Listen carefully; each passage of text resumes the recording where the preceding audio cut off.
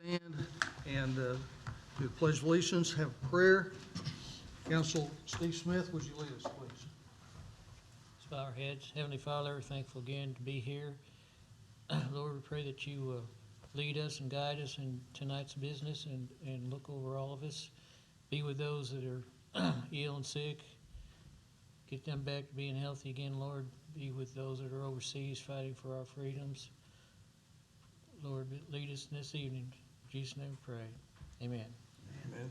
Attention, salute.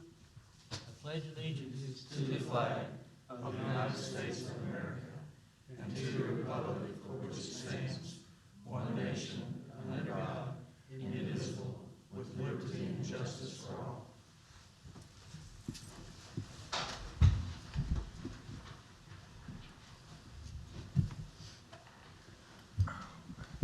We're going to do some of the agenda a bit out of order tonight from the way that it's printed. I'd like to move to item, Do we want to do roll call? pardon from, let's do roll call, please. John Ketchum. Toya Shropshire. Here. Dennis Nance. Here. Steve Smith. Here. Randy Chitwood. Here. Brianna Brakefield. Here. Jimmy Trammell. Here. Yolanda Thompson. Here.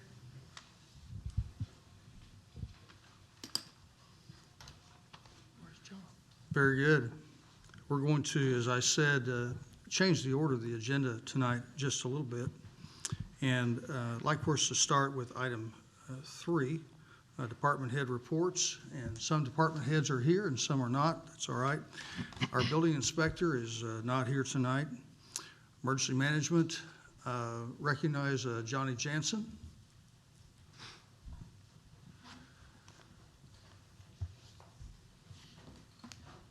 Main thing that I've got to report tonight is we finally, a year later, have started receiving some of the FEMA funds for the past flooding that we've had. We've gotten a couple of checks. We've got another one that's going to be on the way here in the next few days. And then we've got some other projects that's been resolved. So that are going to be bigger projects, which would be like the 9th Streets project. So that's a good thing. It's been a long time coming. Anybody have any questions about that? Did you get anything back from the golf course yet? That's one of the bigger ones. The checks have not come in, but we're down to just negotiating the number 8 green. Everything else, there's a few minor changes that we need to make on some equipment logs, but it's a pretty sizable amount for Good. the golf course. So I would say probably over the next couple of weeks, we'll have that finalized. Okay, thank you. Very good. Thank you, Johnny. Fire Department, recognize BK Young. Welcome, Chief. Thank you. We're starting to get back into training. OSU FST starting to open classes back up, so we're filtering some of those new guys in, and then anybody that needs CEUs, that's all starting to open back up. We went from pretty much February to now with all the classes canceled, so we're kind of behind on training, but once that starts kicking off, we'll be getting back after it. Like I said, they're opening it up now. We got some classes coming up here within the next couple weekends, so we're excited to see that. Y'all have any questions for me? Thank you very much, sir. Yes, sir. Is our golf superintendent here tonight? All right, no report. Our library, recognize librarian Carrie Rarrett. Our summer reading program has officially started. It looks a lot different this year than we've ever done it before. Basically, we're doing summer reading at home. And if you have gotten this week's edition of the paper, you can do it along with us. All of the activity sheets are in the paper this week. And we tried to make those as fun and as easy to do from home as possible. You can register as well if you want to help us with our numbers, but you don't have to do that necessarily. We also started serving meals to children and teens. Today, we will serve meals Tuesday, Wednesday, and Friday. We're doing breakfast and lunch, so it starts at 9:30 and goes to 12:30. And they're from the food bank in Tulsa, and they're prepackaged, shelf-stable little meals. This year, because of COVID-19, The rules are a little different, so you can take multiple meals at a time. You don't have to eat on the premises. So we're trying to make it as convenient as we can. We are, beginning this week, we stopped limiting the number of people in the building for the library. We don't have a staff person at the door counting people now. But we did not put any of the chairs back. So we're still encouraging people to be quick about what they're doing in the building, and that's all I've got. You guys have any Okay, questions good. for me? People can register on Facebook and website For summer reading? for summer reading, which is the best way for, There is for sure an online form, and I think that we have posted it on our Facebook page. It's on our website, though, under the summer reading tab. And there's a form you can register, and then, or you can use to register, and then if your kids want the prize pack that comes with registration, then they need to come into the library and get that. And it includes, it's a bag with your activity sheet, and then it includes some books as well. thank you. Thank you. Thank you very much, Carrie. Parks and Cemetery, recognize Frank Powell.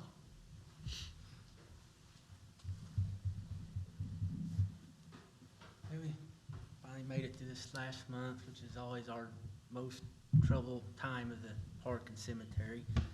We have the new features installed on the splash pad. It's up and running. Parks are all fully open now. Finally get some break from the rain, which caused a couple of issues with the cemetery, but other than that, as far as I know, everything else went smooth with Memorial Day. On the splash pad, a tech came when we installed the new features, and I found out some other issues we've been having. You know, in the past, I've had to replace some circuit boards. We thought it was lightning. Come to find out, with all this rain we've gotten, the underground box had been filling up with water and getting into a certain junction box. And that was, so we've got a little project to do with it next week. But so other than that, we're back to fully open and everything's going good. Any questions? Thank you, Frank. Police Department? Chief Nichols. Just here if you all have any questions. Thank you. Thank you, Chief. Recreation Center? Recognize Rachel Sordo. The rec center opened on the 21st with guidelines that the rec center board had unanimously passed. And then we met again last Tuesday just to revisit the reopening. And then we've come up with a phase 2 guidelines that's in the addendum that you guys will look at and then pass, and we hope to start that tomorrow. Any questions? I have a question. Are we gonna give back, time we closed, are you gonna give back some kind of a rebate back or memberships back to the rec center, and possibly the golf was closed? I don't know how long everything was closed. Are we gonna, There's not been any plans to do that. okay, for the rec center or the golf, either one? Our Correct. dues run from the 15th to the 15th of the month. It's we closed a couple days after the 15th of March. So then people, their memberships just froze, and then we opened on the 21st, and then they just started back up again. Okay, So you if did- someone had paid for the March to April dues, they started back up right now, and they'll run until June 15th. Okay, so basically you did give, you did incentivize because you froze membership. At the rec center, we did. That's rec center. Okay, I just asked that question. Made a concession at the rec center, and we did not at the golf course. Oh, well, okay, well, there's no place to ask that right now anyway, so that's golf course, but I'll ask later on. Thank you. Thank you, Rachel. Street Department? And no report. Very good. When we back up to item number 2, petitions from the audience, I'd like to recognize Mr. Robert Taylor. Mr. Mayor.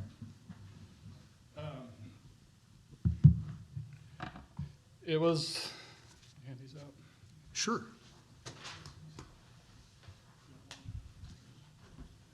Thank you. It was my family that was affected by not only my family, but other families, but I had 17 family members that was underwater out the cemetery. Came over last Friday to decorate, and what we saw was a pond basically at the cemetery. And I just wanted to say something about my family that's there and let you all know who is actually buried there. My grandfather and grandmother, Alfred Purd and Laura Taylor, came to Pryor Creek Indian Territory in 1902, 5 years before Oklahoma became a state. With their Cherokee allotment from these 5 kids, they purchased land and built a home known as now as the corner of Kauai and Brown, right behind the city library.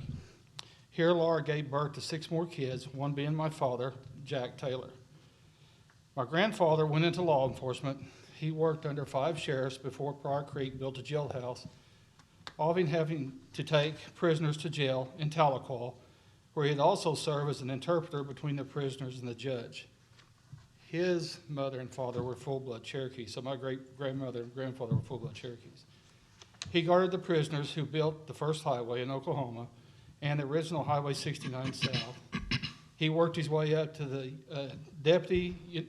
United States Deputy Marshal over the Indian Territory. My grandfather's cousins, Bill and his wife Stacy, Bill Whitaker and his wife Stacy, moved to Pryor Creek in 1887. A year later, they built the first schoolhouse in Pryor, which was also used as a church on Sundays. In 1897, they founded the Whitaker State Children's Home. And in 1909, they established the Whitaker Park here in Pryor that's still enjoyed by many today. I am the youngest of 5 kids of Jack and Robbie Taylor. Myself, along with my sisters Mary Lee, Laura, and my brother Carl, all graduated from Pryor High School. My sister, who was born deaf, graduated from the Oklahoma School for the Deaf, my sister Elizabeth, in Sulphur, Oklahoma. Several of my nieces and nephews have graduated from Pryor High School, and a few of my great nieces and nephews will be graduating soon from Pryor High School. We are on the 5th generations of Taylors here in Pryor. My grandparents, my mother, my father, my brother, my aunts, uncles, and cousins, Whitakers and Battles, all in that area, are buried right there, including Bill and Stacy Whitaker's son, Johnny, being the first family member buried there in 1886. All graves and other families' loved ones are underwater when it rains. My family is asking the city of Pryor Creek to do the right thing and fix the grave sites in the problem areas for the families who have loved ones interred. It is currently more like the Pryor Cemetery Pond, or as Mayor Lees jokingly said, the Pryor Creek, the cemetery, Taylor Lake, which I said more like Taylor Swamp after they drained it. But I've asked how much water it takes to float a grave, to float a casket up. And they said what was there could do it. And now, caskets are 6 feet under. My mother, my brother, my brother-in-law they've been cremated. So they're just a couple of feet underground. Sorry. My family asked, we don't want a Band-Aid fix. We're asking you to fix the drainage, do a permanent fix where this will fix these issues. When the day comes, my sisters, two of my sisters, my sister-in-law, my wife, and I will be buried in that location right around my parents. I am proud to be from Pryor. Some of you that know me know I'm a big sports memorabilia collector. I have been interviewed, I don't know how many times I've been interviewed, over the years about my collection, magazine, paper, radio, and TV. And one thing I'm always proud to say in every interview, that my name's Robert Taylor, and I'm from Pryor, Oklahoma. Thank you all for your time. Thank you, Robert. Thank you very much for coming tonight. I asked Robert to come tonight and to read what he read. Item A under Mayor's report is discussion regarding cemetery improvements. So a little history there. Robert sent me an email, and the rest of the council also were addressed on the email. That was a week ago Friday, and it was after a rain. And yes, all those graves were underwater. If you saw the newspaper, that was printed. There was also some news coverage from Channel 6 News in Tulsa that came over and did an interview And that was on Memorial Day on Monday. On Saturday, or on Friday, I'm sorry, I made the calls, and we had Park and Cemetery out there, and started talking about a plan. There is a plan. Phase one of the plan is, as soon as dry weather permits, the cemetery will begin to fill in the low areas and raise headstones as needed in that Fairview section. In that section, some of those gravestones are very old, and we will take much care about how we do that. We don't want to break any of the stones, and if there's risk of that, then of course we'll not make any adjustments to them. Phase two, when dry weather permits, street department will dip a ditch along the edge of the road to find the low area where an existing pipe is located that's helping to drain the water runoff. Excuse me. So on that phase two, we'll dip a ditch. We'll let water gather in that ditch from around the area, and we'll be able then to create a drain. Phase three, as weather permits, we'll be looking at running water underground to the west with some larger pipe to drain the water runoff faster. So that is a plan that our park department and our street department together came up with.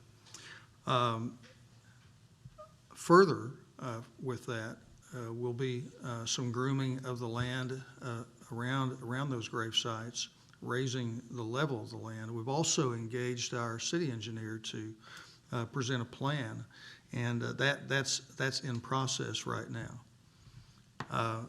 I was very glad to get a breath of fresh air this past Friday when Janice Taylor gave me a call and said, Mayor, I suppose that you're tired of hearing from people with the last name of Taylor. And I said, no, Janice, fire away. You know, the more the merrier. And she said, on behalf of Cherokee Nation would like to make a contribution of $15,000 toward the solving that problem and helping the city in that renovation. I appreciate, Robert, the attention that you brought to this, and that part of the cemetery is not the only part of the cemetery that needs some work, and we realize that. And as mayor, I personally appreciate you bringing that to our attention, and maybe it's something that's long overdue, but the fact of the matter is that's sacred ground to many people who are buried there, and we realize that. And I thank you for coming tonight and for making the petition, and we do have a plan, and we will start on that plan as soon as weather permits. Any of council have comment? Do we have any, I'm looking at this picture, that Google shot you got here. Do we have any land possibly big enough to build a retention pond that would maybe slow the flow of that water down?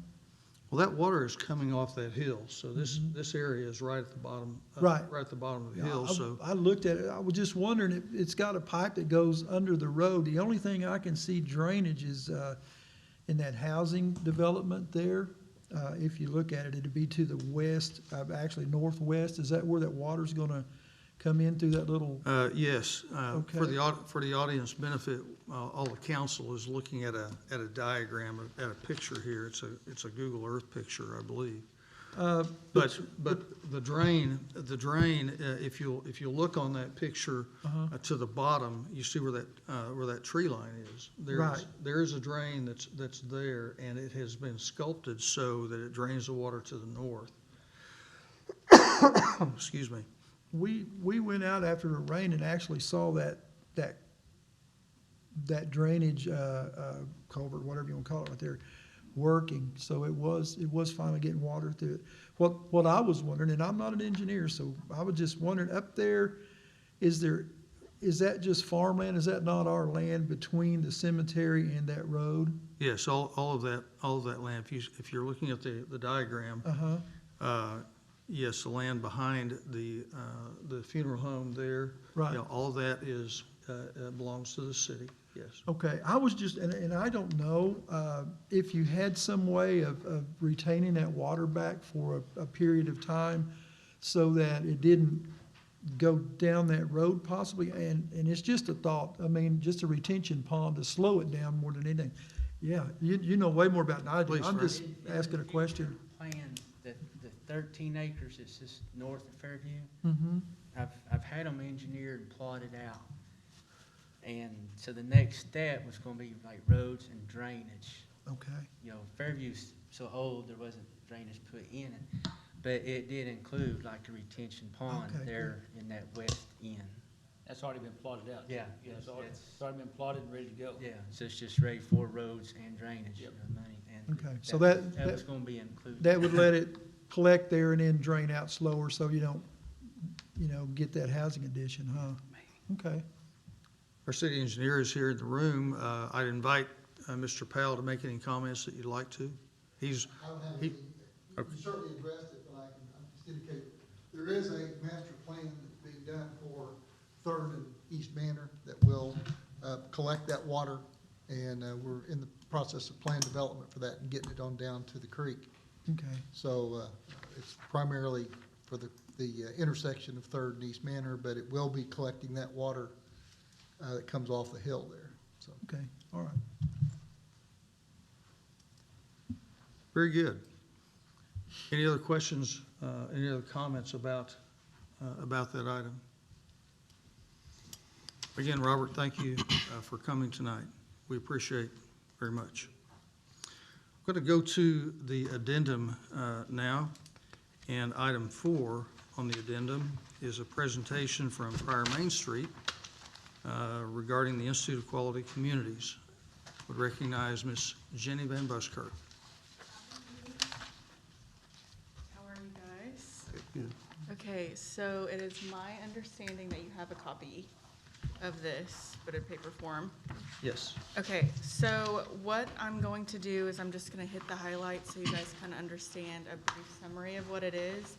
And then also just kind of let you guys know, we've had a buildup of this and we've planned a lot of projects based off of this, so I think it would be appropriate if you guys are fully aware of what this study entails. So I'm glad you have a copy. We're also going to have the community be invited to our third Thursday, where we're gonna have a booth set up where the highlights that I'm gonna share with you all will be out there, so the entire community, they can come and see what they've been a part of as far as the voting and different interactions that we've had with them. That way we can get their feedback as well, because we think that's important. So, and Ariana cannot be here today because she has class. So I'll make this really, really brief. On the first page, so it just kind of talks about their findings of the 4 central themes. So that's connection and access, street safety and comfort, public space network, and development and business mix.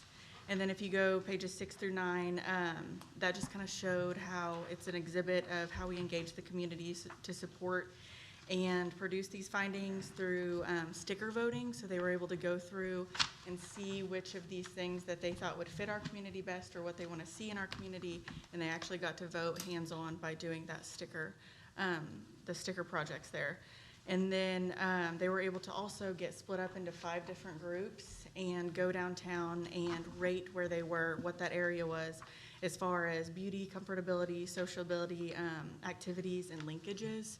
And so the lowest rated findings, so when OU put all of this together and they compiled that information, the lowest rated things for our downtown community, and they were able to go north-south Adair, and then Graham from Highway 69 to, I want to say, Van Street is where we were split up.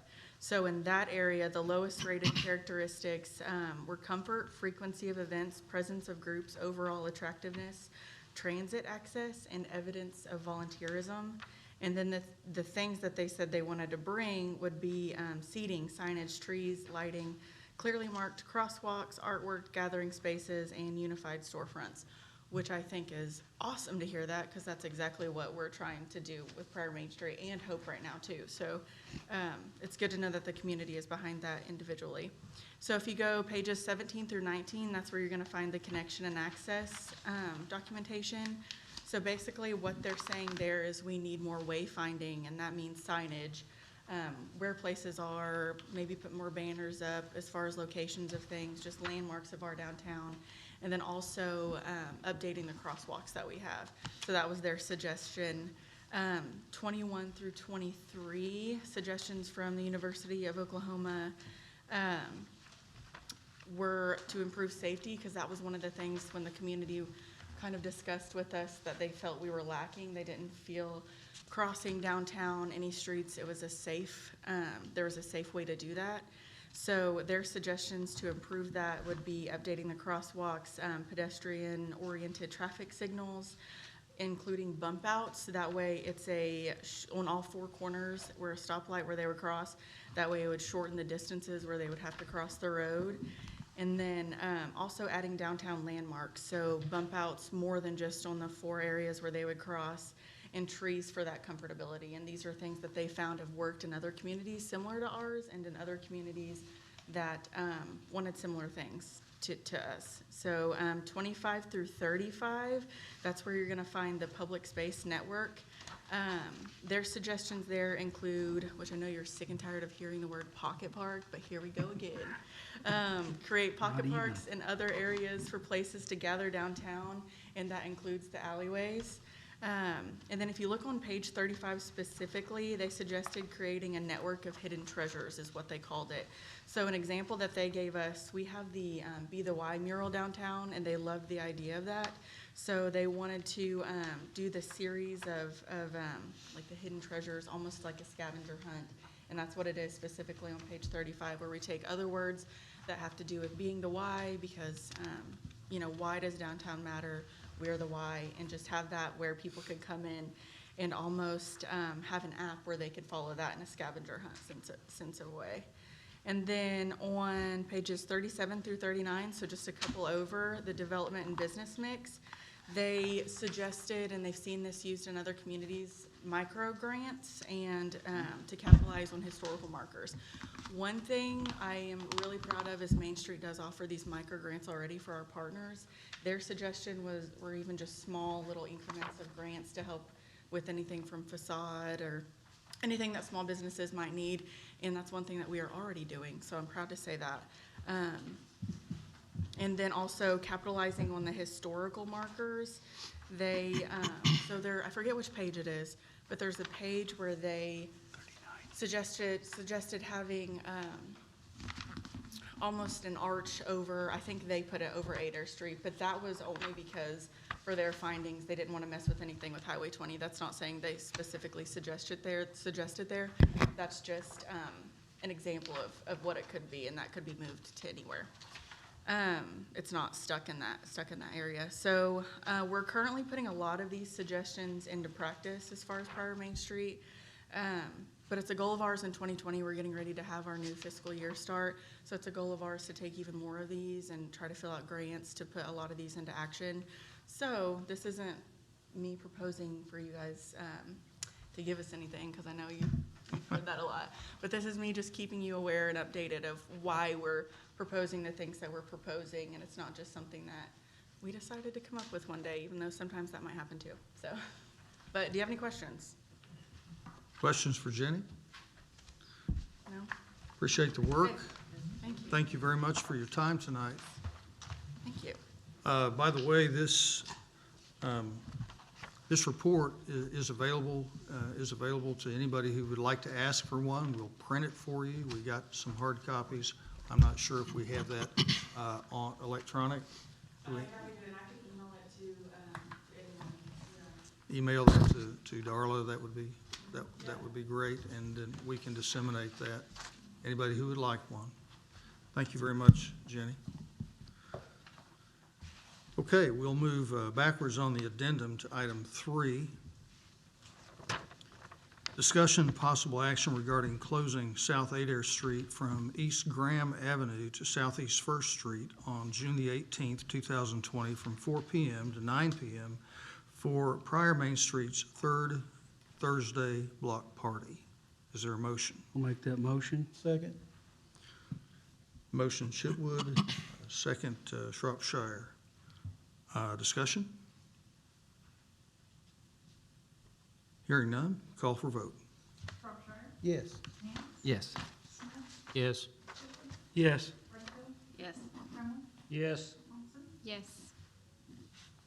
Motion carries. Thank you very much. Move back to the agenda then. Item B, a presentation by our friend Chris Duncan. He is with Meshach and Associates, LLC, regarding a grant-funded Pryor Creek, Oklahoma master drainage study. Welcome, Chris. Thank you, Mayor. Council, it's good to be here to present our plan. Over the last several months, we've compiled a master drainage plan. We've done all the analysis and are presenting the results here today. So over the several months, we've had a kickoff meeting and monthly meetings with the technical advisory committee, meeting here locally and getting input from them and guidance along the way. Before we jump into the actual master drainage plan, just an overview of kind of how this started and how we got here. This project was funded partially by FEMA, so it was done through the Hazard Mitigation Grant Program, where they fund 75% of the total study. So the community has funded 25%, FEMA has put in 75%.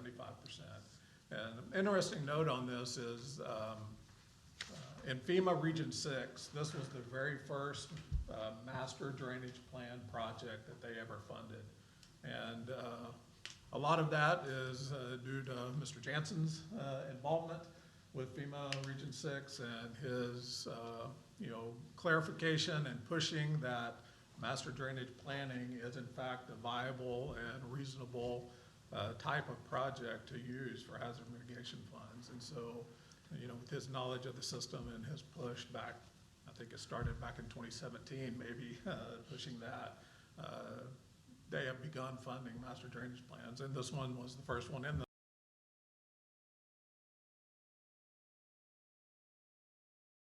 It's good for us too. We do a lot of master drainage plans and open it up to other communities because it is a necessary thing for a community to have. It's a plan that they can implement for drainage. So the overall master drainage plan, what a community uses it for, it's a guide for future planning. So it can give guidance on infrastructure as well as hazard mitigation. So obviously we've studied the creeks. We have roadways where creeks cross, so we have flow rates. You can size different infrastructure for that. It can be an aid for the city. So emergency management can see where roads are inundated, the depths that are inundated. Do we need to have detours, signs put up? Also development. When new development comes in, when the city has an updated model setting in their hand, it's much easier to hand that to a developer and say, hey, would you put your information in this model and let us see if there's any impacts up and downstream?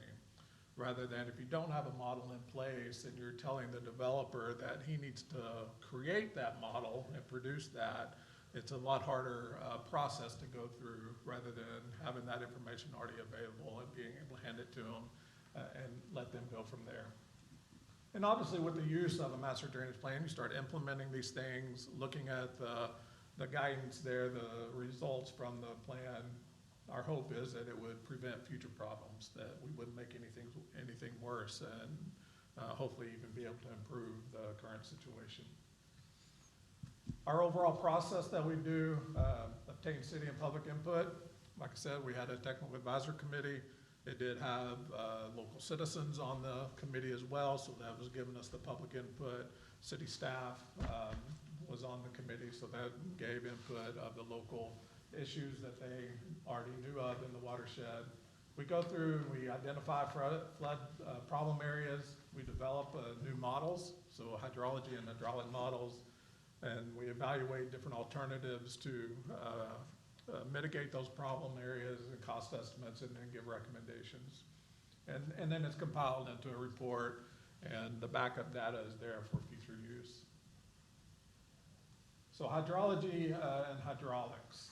So basically hydrology is the amount of water that gets to a local point. So we develop a hydrology model for the entire watershed. And so that way we have flow rates at different points along the watershed that we can use to design infrastructure for. And then the hydraulics, basically, it takes that hydrology, how much water gets to a certain point, and it looks at the hydraulics. Basically, it's telling you how deep, how wide, the velocity of that water through that local area. And so we have detailed models of both of those that we use. And then obviously the flood problem areas, the ones that the community has noted to us, as well as things that show up on the models themselves that we need to focus in on. So our study area, the little pointer kind of goes away. So this is Pryor. You can see the entire creek there. The big blue area on the west side is Pryor Creek. This particular study was on Park Branch Creek and its tributaries. And so that's right there in the center of the map. So this is Park Branch tributary and the local tribs. So that's tributary B of Pryor Creek and tributary A. So the only area of study was that local watershed right there in the middle. So this is a zoomed in of that watershed, and so we broke it up into sub-watersheds and studied. So the FEMA streams that are currently mapped are Park Branch Creek, and then Park Branch Trib A that goes up to the north. And then Thunder and Lalos Creek are just local tributaries there within this watershed.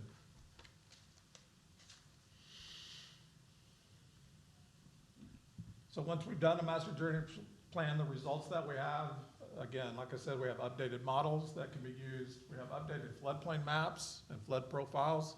So the city engineer, developers, they can use those to guide development. They have elevations that they can elevate properties and structures to. They have information that they can size, roadway culverts or storm sewer improvements on. And then we have recommended projects within the master plan. So in our study, we basically had three main problem areas that we looked at. Problem area one is there where Park Branch Creek goes underneath Highway 69 and the railroad. There's a restriction there, quite a bit of flooding upstream of that area. The current crossing there at the railroad causes about a 2-foot head loss through the structure, which means on the downstream side of the railroad, the elevation is about 2 feet lower than what's on the upstream of the railroad in a large rain event, which isn't abnormal. That's fairly common. In fact, a lot of times on railroads, you get 5 to 6 feet because they kind of do what they want a lot of times. But this one is a couple of feet, and unfortunately there are quite a few businesses and homes within that area upstream. So we looked at several different alternatives, different culvert and bridge options there on the railroad, also acquisition of structures that are in the floodplain. So the recommendation in that area is a replacement of the existing pipes underneath the railroad, 2 large boxes. So it would require 5 cells of 11 by 10, 11 foot wide, 10 foot high. So a large structure. The water surface profile through there is fairly flat, so we don't get a whole lot of velocity through the structure itself. So it ends up taking a wide opening to pass that water. Along with that, we have recommended acquisition. So that would be the residual structures that would be left in the floodplain through that reach as an acquisition. Obviously, that acquisition wouldn't have to be done to be able to do the replacement of the structures, but we did include it because as one of our alternatives that we did look at, we looked at acquiring all structures within the floodplain in that reach. And so we wanted to have a good comparison point there. So it is an expensive project. The full project would be $4.5 million. 1.9 million would be the construction component of it, improving the structure. So obviously, doing, if you decide to move forward, there are grant opportunities you look at where you can kind of dive in a little bit deeper, do a little bit different detailed analysis to see if you get a cost-benefit ratio greater than 1, where you get more benefits from the reduced damages in this area than the project cost. And if that's the case, then there are grant programs that will help fund those projects. Problem area 2 is up to the north, there in the blue area on the map. So that's basically the Highway 20 crossing of Park Branch Trevay. In that location there, we have about 5 or 6 foot head loss through the Highway 20 structure. So the downstream water surface is 5 or 6 feet lower than the upstream water surface. So it's a pretty big restriction there. The problem with that is in current conditions, that's in essence a detention facility upstream of Highway 20. So if we go in there and put bigger pipes under Highway 20, we're basically demoing a detention facility. And so what that does, when you reduce that water surface, you don't have floodplain storage up there anymore, you're increasing flow rates downstream. So we have to be very careful, and that has to be looked at even on a roadway crossing. Anytime we improve, open it up, which seems like the logical thing you would do if you're having flooding, if we're not careful, we can increase flooding downstream. So we did look at that, and when we replace those culverts, we get about a 5 or 6 foot elevation difference upstream, which removes a lot of properties from the floodplain, but we lose about 20 acre feet of floodplain storage. So that's 20 acres wide, 1 foot deep, or 5 acres, 4 feet deep. That's a lot of storage that we need to make up somewhere to be able to do that. And so we did look at some areas upstream, well, very close to the Fairview Cemetery up there, places where you could possibly add a regional detention facility.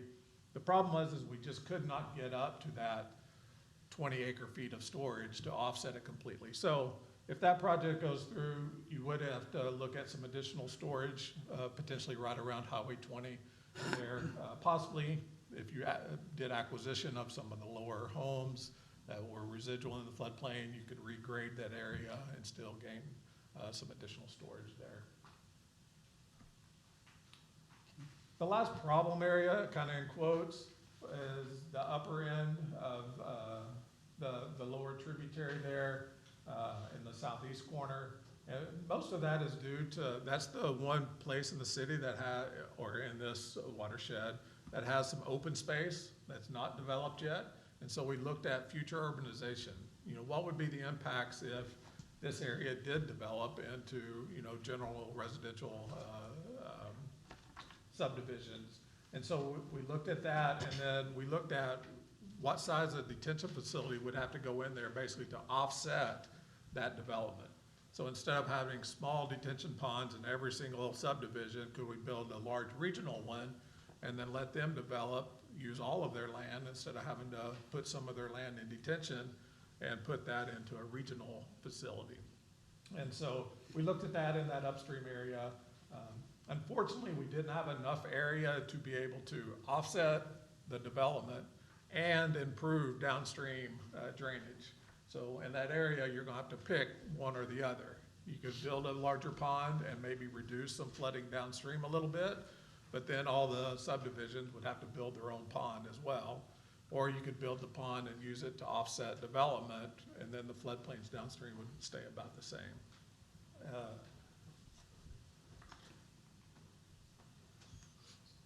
So overall, that's a master drainage plan that gives guidance to the community, and this is our purpose for our company. We partner with communities to safeguard today and build a stronger tomorrow, and we like doing master drainage plans because that's in essence what the community is doing by spending the money, developing this plan. They're hoping that it gives them the framework to be able to do that in their own community, and and that's why we enjoy partnering with communities and doing those, and we hope that it's a great tool that you guys could use in the future and implement along the way. Obviously, you're not going to do all these at once. They're big projects, but but it gives you the framework to start partnering with others, looking at grant funds and being able to implement these down the road. Are there any questions? Will you be furnishing a copy of, a lot of councils doesn't know the difference between a floodway and a floodway and a floodplain plain? Was there any maps in there with this, been showing the difference, what areas are designated what? Will you be showing that? Yes, there are, Is it that Appendix big? A has the floodplains in there. Oh, that's And so floodways. usually, a darker center path in the floodplain is a floodway. So that's the most conveyant portion of a floodplain. So we really want to try to stay out of that completely. There are methods that, you know, you can go through analysis and maybe tweak it a little bit, but the idea is to stay out of the floodway because that is the most conveyant portion of the floodplain. And then outside the floodway is a lot of times called the floodplain fringe. So it can still be several feet deep and have issues out there, but it's less conveyant than the actual floodway. So there are additional regulations, floodplain regulations within a floodway. You have to jump through a lot more hoops to be able to develop in that. And but yes, the maps are on there, and we will be providing a DVD with all of the models, the backup data for Did you city look at use. repetitive loss? Repetitive loss on the structures? We didn't look at that specifically, but that data is available. Floodplain administrator. Because that will impact the grants too, I would think. Yes, yeah. Yes, it will. So if you're able to do a project and you're removing a repetitive loss, which means they've had multiple claims, floodplain claims over a given period of time, if you're able to remove those from the floodplain, that's obviously a favorable project for FEMA to fund because you're removing that flood risk. I might say that within the city here, those who are most knowledgeable on this project and have been very helpful in the process have been Johnny Jansen, our emergency management director, also our city engineer, Steve Powell, and Council Jimmy Trammell used to be our floodplain manager, and he also is the one who was instrumental in getting this thing started a few years ago. Chris, thank you very much for Sure. the presentation today, and I'd encourage any counselors to ask questions if you have them. Very good. We have work to do. Yes. I think you've loaded our gun for us. Thank you so much. Good to see you, Chris.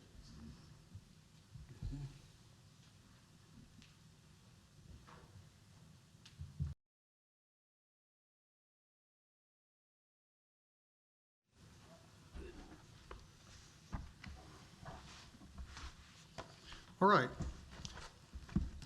Item C on Mayor's Report, discussion possible action regarding removing from the table item 6K from the May 19, 2020 Pryor Creek City Council agenda. So that is the item in your minutes that would be under the consent agenda, item K. Whoever it was who made the motion to table, I believe that was Probably me, Shropshire, maybe. I don't remember, but I think it was. and whoever made the motion whoever made the second should be the ones that make the motion to bring this off the table. What does the minutes reflect, Eva?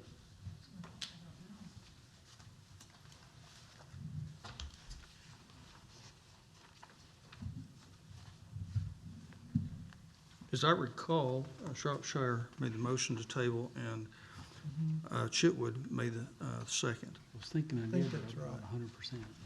not 100%. And I'll make that motion now. Then I'll second. All right, motion to remove from table, item C. Discussion? Call for vote? Vance, Yes. Smith, Yes. Chitwood, Yes. Brakefield, Yes. Trammell, Yes. Thompson, Yes. Shropshire, Yes. Motion carries. Item D, discussion possible action to approve Prior Creek Recreation Center job titles, descriptions, and pay plans. That is in our packet. I'll make that motion. Second. Can I Motion, add- motion Joy Shropshire, second Nance. Discussion. Yes, can we add to the deal an effective date, like for July 1, effective the first budget, That would be appropriate, yes. July 1 of the budget?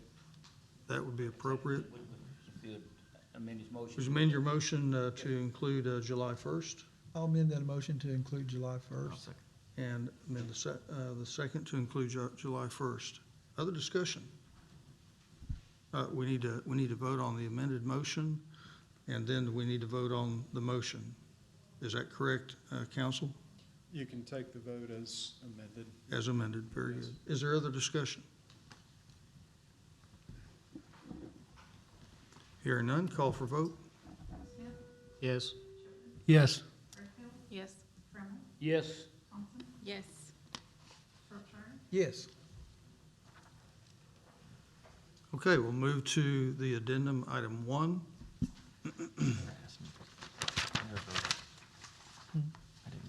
I think you missed one. Miss me. E. oh, sorry. Nance, Motion carries. Okay, good deal. Item 1 of the addendum, discussion possible action regarding updating the Prior Creek Recreation Center guidelines for operations pursuant to Phase 3 of the Open Up Recover Safely program, effective June 3rd, 2020, as recommended by Prior Creek Recreation Center Board at their May 26, 2020 meeting. Make that motion. Second. Motion Chitwood, second Smith. Those items are in your packet.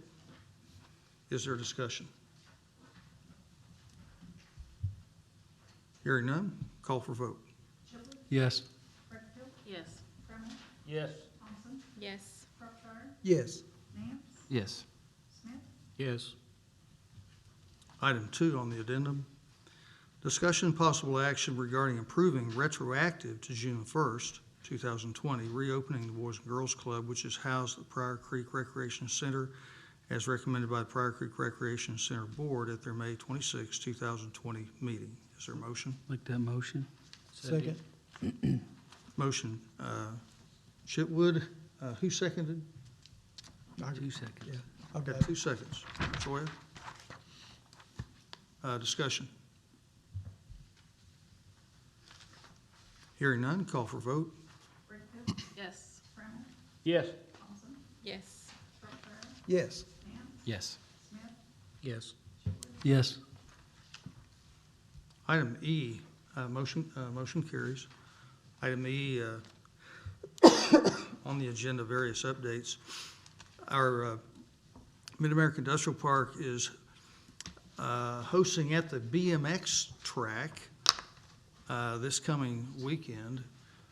It's called the Nabholz Bounce Back National, and this is a sanctioned BMX national. It's a national BMX race, and we have the privilege to host this in our community. I talked to them today, and they said that there are over 500 riders who are registered so far. I called the Chamber of Commerce to see if they knew how many hotel rooms were booked, and they did not have that data, but they were working on it. So this coming weekend, starting on Thursday, they will be coming into town, and there'll be races Thursday evening, Friday, and Saturday at the BMX track. So I would encourage anyone who would like to go and watch. It's very entertaining, and support that effort. As you may or may not know, the national headquarters for the BMX Racing Association is in Tulsa. Excuse me, and that has been that's a new move by them, but we're very happy to have them coming. We are in we are in phase 3 of the Open Up and Recover Safely program. And I want to encourage everyone, and do that in a public meeting, to take seriously the guidelines of physical distancing and sanitation. And culture is one of the hardest things that is ever to change, whether it be in a family or in a city or in a church or wherever it is. And we've had the opportunity to, in Mays County at least, to have a very low number of infections of COVID-19. And my hat's off to congratulate the citizens for sticking to the program. And I hope that one of the reasons why that we are low infection rate and a low death rate is because we have taken initiative with personal responsibility to follow the guidelines. As phase 3 opens up, it becomes more and more important for all of us to have an understanding that virus is real. And so as we are vigilant, then we take care of one another. And I want to encourage everyone to do that. That's all that I have as far as updates. We'll move to item 5, City Attorney's Report. There's nothing on the agenda. Do you have a report, sir? No report. No report. All right. Item 6, discussion possible action on consent agenda. Item A, approve minutes of the May 19, 2020 council meeting. Item B, approve payroll purchase orders through June 12, 2020. Item C, approve claims for purchase orders through June 2, 2020. Item D, acknowledge receipt of deficient purchase orders. Item E, discussion possible action regarding awarding Dwayne Fott the mowing rights-of-way contract for fiscal year 2020-2021 in the amount of $28,000 as recommended by the street committee. No other bids were received. Item F, discussion possible action regarding hiring Jenna Wagner to fill the part-time library and assistant youth service position at the Thomas J. Harrison Public Library effective June 3rd, 2020. This position was vacated by Autumn Courtney, who was hired full-time. Jenna worked for the library as a temporary employee during the summers 2018-2019. Item G, discussion possible action regarding accepting a federal coronavirus emergency supplemental funding grant administered by the Oklahoma District Attorney's Council in the amount of $58,257.23. This is a reimbursement grant for 29 Dell laptops for the Pryor Creek Police Department. Item H, discussion possible action regarding approval of the purchase of 29 Dell Latitude 2420 laptops from Dell Technologies at the state contract price of $62,218.63 for the Pryor Creek Police Department. $58,257.23 will be reimbursed from the Coronavirus Emergency Supplemental Funding Grant through the District Attorney's Council. The additional $3,961.40 is to make the laptops wireless accessible, which is needed for the laptops to work in patrol cars, and funding will be taken from the Police Department Vehicles Capital Outlay Account 444455418. The reimbursable $58,257.23 will be expended from and repaid to the General Unallocated Reserve Account 02201-5041. Item I, discussion possible action authorizing mayor to sign the Emergency Management Performance Grant 2020 amendment request for reimbursement form for quarters 2 and 3. Item J, discussion possible action regarding approval of an additional expenditure in the amount of $1,017.09 to Morgan's Collision for repair to a 2011 Tahoe at the Pryor Creek Police Department to be paid out of Police Maintenance Account 022155091. On November 5th, 2019, council approved Morgan's estimated cost of $3,104.91. However, the invoice received was for $4,122.11. The OMAG whole loss estimate was $4,149.40.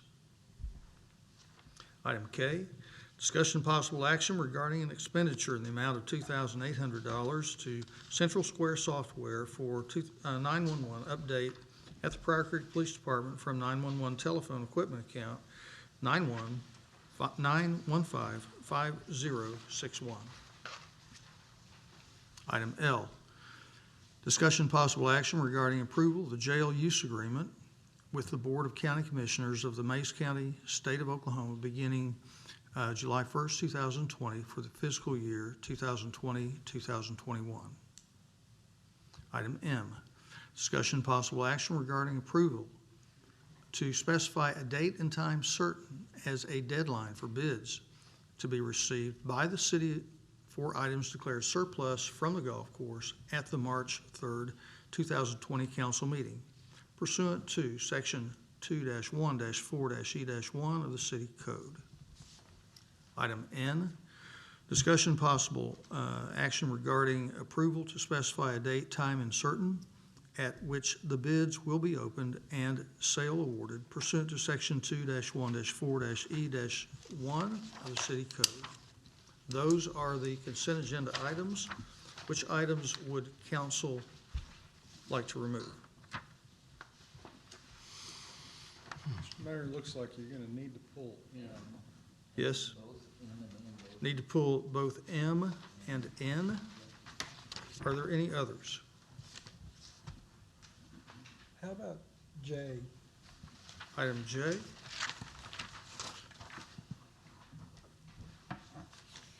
Are there any others? Then I entertain a motion to approve consent agenda, not including J, M, and N. I'll make the motion. Second. Motion Brakefield, second Smith. Call for vote? Trammell, Yes. Thompson, Yes. Shropshire, Yes. Nance, Yes. Smith, Yes. Chipwood, Yes. Brakefield, Yes. Motion carries. Item J, discussion possible action regarding approval of an additional expenditure in the amount of $1,017.09 to Morgan's Collision for repair to a 2011 Tahoe at the Pryor Creek Police Department to be paid out of police maintenance account 02-215-5091. On November 5th, 2019, council approved Morgan's estimated cost of $3,104.91. However, the invoice received for $4,122.11. The OMAG whole loss estimate was $4,149.40. Is there a motion? I'll make the motion. Motion Second. Shropshire, second Chitwood. Discussion. The only thing I'm wondering about is he made the bid for $3,104.91. And was that, did anybody else bid lower than the extra $1,017 added to that? And how do you, I'm just wondering about the legalities of, since he bid it too low and then now he's coming back wanting another 1,000, is that gonna throw the other bids out? So, Council Shropshire, I asked the same question. Great. Chief? It's not uncommon when we get a vehicle damage to actually, once they get in, start taking parts off, they find additional damage. Normally, they just go back to the insurance company and get the insurance company to authorize it and pay it. But in this account, they had already paid us, the insurance company had already paid us more than what Morgan's charged, even with this upgrade. Okay. So that's what's happening. I don't know if y'all recall, but just recently, we changed this where now we're just gonna let the insurance company, our insurance, deal directly with the body shop and keep us out of it. And all we'll do is pay our $500 deductible. So Yeah. if they find additional damage, then that's between the insurance company and the body shop.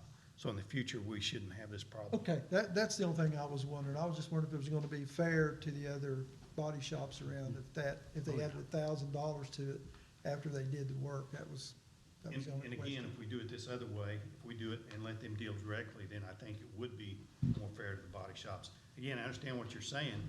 Morgan's was a low bidder, that's why they got this job, but it shouldn't have mattered who was doing it. Once they got in there, they would have found additional damage. Okay, that's good. There's a motion second. Is there any other discussion? Call for vote? Thompson, Yes. Yes. Nance, Yes. Smith, Yes. Chipman, Yes. Brightfield, Yes. Brown, Yes. Item M, discussion and possible action regarding approval to specify a date and time certain as a deadline for bids to be received by the city for items declared surplus from the golf course at the March 3rd, 2020 council meeting pursuant to Section 2-1-4-E-1 of the city code. Is there a motion? I'll make the motion. Motion Breakfield, I'll second. second Chitwood. Yeah, but we're not specifying. Yeah, Motion. we need to have a motion that specifies the date. So why don't we have a little bit of discussion? So yes, we need to have discussion. I'd ask Mr. Bowman if he could come to the microphone and, so this, the items declaring, we declared surplus. That item is still there. Correct. Yeah, and we need some time, I guess, to get them advertised and then to get bids in. So, I mean, I was thinking 30 days or so. And then that way, we can, maybe a month from now, the next council meeting, or 2 council meetings from now, be able to open the bids. So if we allowed 30 days and we said July the 7th, or we could say June the 30th, Yeah, June 30th, have the bids in and open them on the meeting of the 7th or something. have the bids open, have the bids in by the 30th of June and open then on June the 7th. we need a time on Yep. June 30th. July 7th. 5 PM, close of business. Yeah, close business at 5 PM on June the 30th. Sounds good to me. All right. Could we include that in the motion? I'll amend my motion. Open them on when? July We don't need an 7th. opening date. That's when- Okay. We don't need an opening date specified right now. Just a, Bids submitted and then Or, I put it second. on an agenda. that gives us enough time to advertise Correct. I and think get the so. bids back in. Right. Very good. We'll include that on the motion of the date of June the 30th. And you can go ahead and stay there if you'd like. All right. Call for vote? Shropshire, Yes. Nance, Yes. Smith, Yes. Chipman, Yes. Brightfield, Yes. Brown, Yes. Thompson, Yes. Item N, discussion possible action regarding approval to specify a date and time certain at which the bids will be opened and sale awarded pursuant to Section 2-1-4-E-1 in the city code. And is there a motion? I'll make that motion. Second. With the same effective date? And the same, we should identify a date. Is the same date appropriate To open the bids? to open that bid? I would say so, yeah. Sounds good to me. Very good. No, to receive the bids. We're not Rece- receive the bids. Receipt, it will be receipt of bid We'll on, receive them by on the third. close But- of business. so we'll have to- 30. Yeah. So I'd open them The next day or next meeting or whenever. the 7th would be the July 7th. meeting in July. receipt of bid by end of business on June the 30th. Correct. Very good. Is June 30 a meeting? I'm sorry, I'm not. No. No, it is not. So the next council meeting, But we could receive them by the end of business We are that day. receiving them, right? Isn't that what we just made the Yes. motion that Yeah. we would We receive them, by June 30th at 5 o'clock, but then we need to set a time certain To to open. open Open them, which ideally would be at a council meeting. yeah, open them and award them. Open award The council meeting is the 7th. July 7th, okay. July 7th. Open them before the meeting and award it at the meeting? No, we could open them at the Open meeting. them At the meeting. Oh, At the part of meeting. the agenda item, open and award. Yeah, Okay. Open and awarded. Yeah. yeah. Or not, or to, reject. Either to award or not to Date award. for opening and sale awarded. Yeah. So at that next meeting, we'll open the bids and award it to the successful bidder at that Okay. meeting. Yeah, And we can reject it if it's not worth it. yeah, you can always reject it if you Yeah. don't like the bids. Yeah, if they offer 5 cents, you know. Right. So Chip has made the motion. I amend my motion July 7th at council. Amend my second. Other discussion? Hearing none, call for vote. Nance, Yes. Smith, Yes. Chipwood, Yes. Wakefield, Yes. Trammell, Yes. Thompson, Yes. Shropshire. Yes. Thank you. Thank you very much, Dennis. Item number 7, committee reports, budget personnel.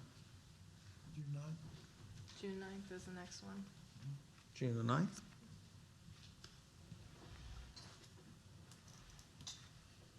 Very good.